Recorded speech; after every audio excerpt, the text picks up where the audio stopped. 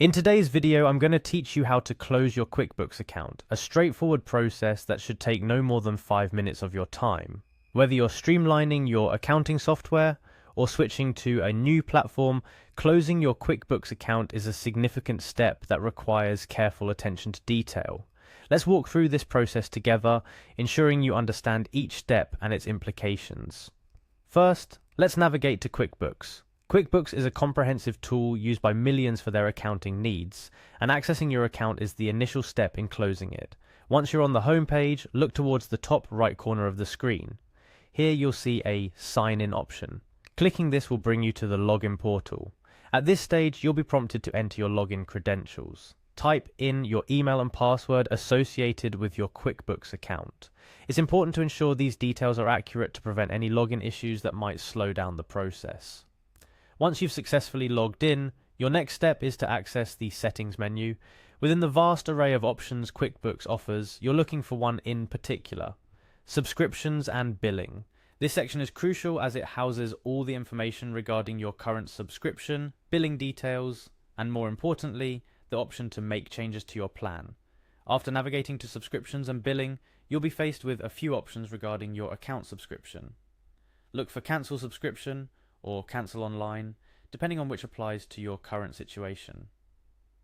QuickBooks aims to be as intuitive as possible, so the terminology might vary slightly. However, the goal remains the same: to initiate the cancellation of your service. It's worth noting that the options you see might differ, especially if you're using a free version of QuickBooks. The platform may present you with different choices or additional steps to follow as part of its way to guide you through the cancellation process, tailored to your specific account type or subscription status. The final step involves following the on-screen instructions to cancel your account officially. QuickBooks is designed to be user-friendly, so you will be guided through each stage of the cancellation process with prompts and information to ensure you understand the implications of each action. It's crucial to read everything carefully to ensure you're making informed decisions about your account.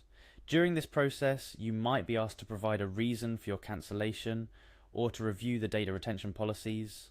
Understanding how your data is handled post-cancellation is vital, so take a moment to familiarize yourself with these details. QuickBooks may also offer alternatives to cancellation, such as downgrading your subscription or taking a temporary break. Consider these options carefully, as they might better suit your needs. Closing your QuickBooks account is not a decision to be taken lightly, but sometimes it's a necessary step. Whether you're consolidating your business tools, shifting direction, or any other reason, it's essential to ensure you're exiting in a way that's as seamless as the service QuickBooks aimed to provide during your time with them. Remember, once your account is closed, accessing your data might be limited or impossible, depending on QuickBooks' data retention policy. Therefore, if there's any information you might need in the future, now is the time to download reports or export data. Always have a backup plan for your accounting needs and ensure a smooth transition by preparing in advance.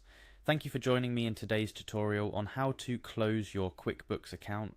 I hope this guide has been helpful and provided you with clear, easy to follow steps to ensure the process is as stress-free as possible. If you have any questions or need further assistance, QuickBooks support is always there to help. Here's to making informed decisions and the next chapter in your business journey.